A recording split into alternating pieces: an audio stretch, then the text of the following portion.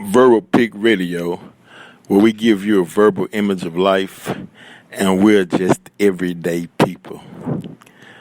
Colin Kaepernick sat down during the national anthem, and it draws a lot of attention and a lot of outrage against Colin Kaepernick. Colin Kaepernick stated, and I'm paraphrasing,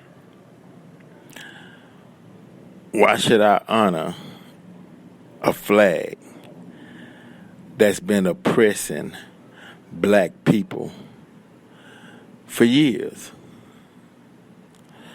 With all the police brutality and all the oppression that black people have faced in America, why should I stand and salute and honor that flag?"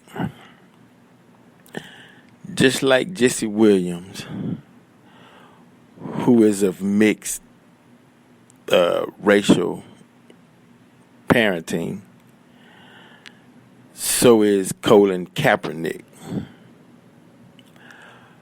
And what I've experienced and a lot of mulattoes that I've encountered or met, when they're younger, society, and when I say younger, I'm talking about grade school. Society tells them you have a up or a leg up in society by being a child of mixed parenting. So in their mindset, in some cases, the white side of them is pushed out front. The theory, the less melanin you have, the more you're accepted by society, which is a false narrative. But some believe that. So they go out in the world, and in their mind, I have some privileges, and I have some access to certain things due to my skin color, because I'm lighter. But as they get older, they see that one drop, as it's stated in the white supremacy laws, if you have one drop of melanated blood or black blood, you are considered black. So when they reach adulthood, or they get older in life, they witness discrimination and oppression, and they don't like it, and they tend to speak out more harshly, because they feel that they're hurt. It's an inner hurt. They feel that they're let down by their white family. No one fights as hard as family fights. So when they lash out, they take a stance. They lash out.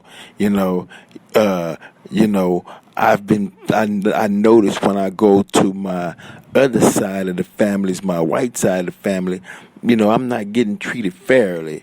We go to the store and the white kids gets the gift, but I might get a candy bar. I walk into the room, everybody give hugs and how you doing, but when they see me, it's, "Oh, hey, Colin." They feel that stress and that strain and that pain, and when they explode, they explode. They tired of playing into the false narrative, that everything is good. And I understand and I see why some whites in the military defend the flag, and because in their mindset they believe that they were the founders of this nation, and they set up the rules of engagement within America, and that's a false narrative, because America was never lost. That if you study the history of the Native Americans, they already had a political system in play, and some of the American system was derived from parts of that Native American system that was already in play. They took bits and pieces to form their governmental or their judicial branches of government from the Native American landscape of government. So, in turns, we have to stop dealing with these false ideologies that non-white people didn't play any vital roles into shaping the American society or system. All whites who study government and who study history, especially American history, they know of Benjamin Battinger, who designed the blueprints for the layout for Washington, D.C. They know John Hanson was a black man before they painted him white I'd say about 12 years ago. Prior to 12 years ago, John Hanson was a black man. They understand what black people contributed to the society, but they cannot tell that part. Because the narrative is you all had no knowledge whatsoever. We came to this country from Europe, and we built this country and made it what it is today off of the knowledge and teachings of European philosophy. But we all know who study, and when you read, you understand that the Egyptians, which were black, who taught the Greeks, who and then taught the Romans, who taught all of Europe. Prior to Constantine, you had the Coptic church or the Gnostics. Then Constantine set up a new form of Christianity, which they ruled with the sign of a cross, but that Constantine religion was for white dominance through religion. So if you ask yourself today, why you have churches on every corner and a liquor store? Because it's all false narrative. The ideology or the theology that was based on Christianity was based on a European perspective. That's why you had the white Jesus, the white angels and whatnot, and it's taught in religion, turn of the cheek, enslave, obey your masters, and whatnot and so forth, because it was peddling fear.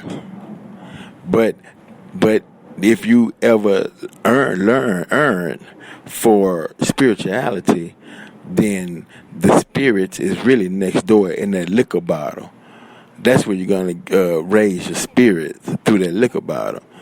You're not going to get it through the church the way that the Europeans designed it. That was purposely done. You get your spirits from the liquor store, and they'll peddle in fear within you through the church.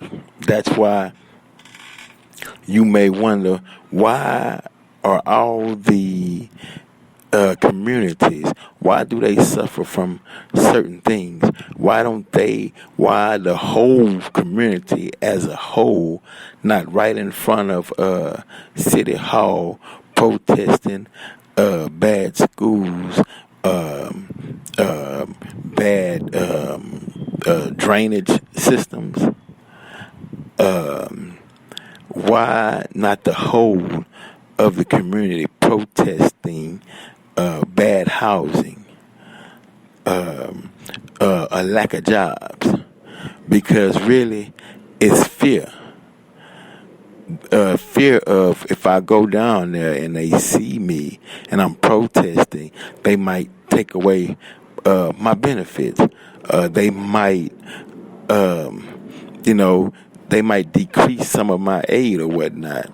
You hear that, and then you also hear people who would get upset at those who expose the issue, because you do have a lot of people who wants to go along just to get along, and they'll tell you to mind your own business.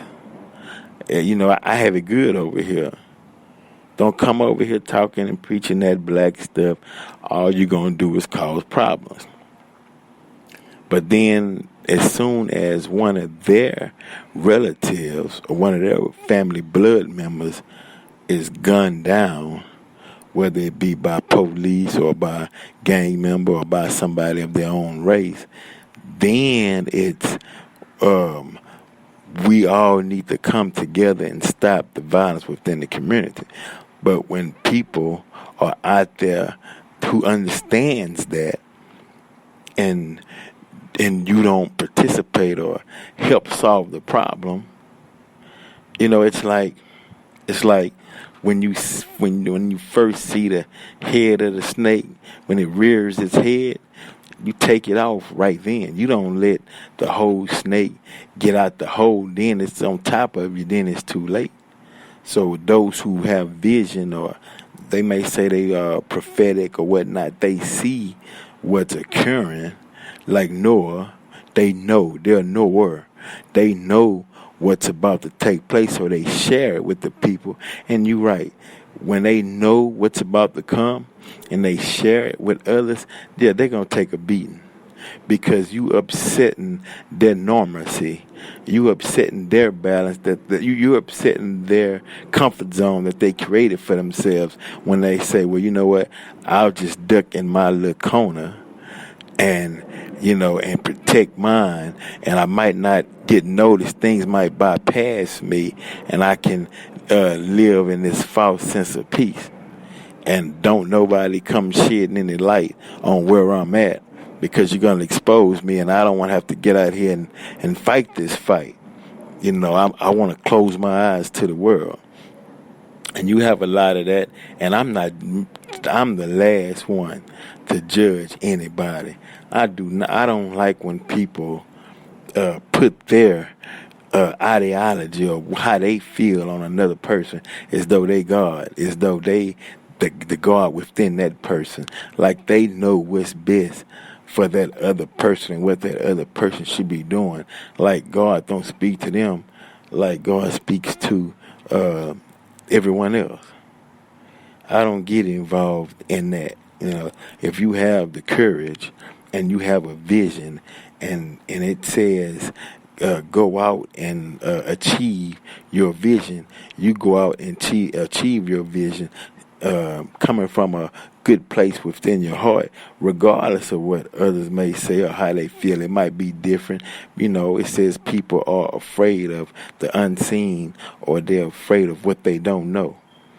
So when you're afraid of something, and you don't understand it, it's easy to lash out against it, or, throw negativity at it, because that's a normal, and that's the most easy reaction. It's harder to sit back and analyze and study the moves. It's easy just to do away with it, because you don't have to put that stress on your brain to try and understand where that person is coming from, or study that aspect of that person. So, it's easy to just deny it and discard it, to make yourself feel better. And we see that all the time. So, but for those who are out in the streets, and when I say out in the streets, meaning those who are taking a stance on a position of empowerment for those that are disenfranchised, or those who see what's coming and they don't mind sharing that truth to help others. Much love to you. Do what you do and bringing in a reality. And always give credit to those who is speaking truth to power. In the beginning was the Word, and the Word became life. So if you are speaking on that Word, you following in the same footsteps of those of old, or the olden days. So don't worry. Just keep doing what you're doing, and things will work out fine. Verbal Pig Radio. We out.